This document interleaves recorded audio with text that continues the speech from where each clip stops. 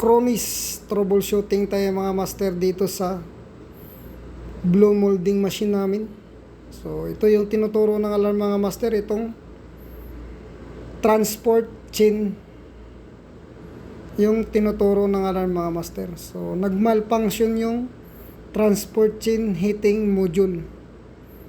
So ito yung tinuturo niya mga master, itong 1501 na to na B122 na wire.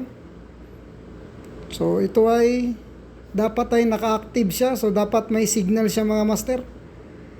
So nangyari dito, nagmalfunction yung proximity switch niya. So paano nga ba natin ito trouble to mga master pag ganitong klaseng problema sa Chronis?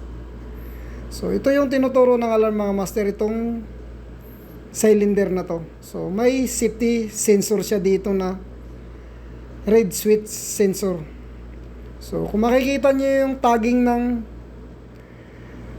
cylinder mga master, so yan yung HM1 1501 B122.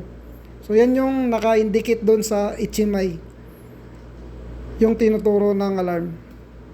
So ang nangyari dito mga master, itong red switch sensor na to minsan nagmalfunction siya.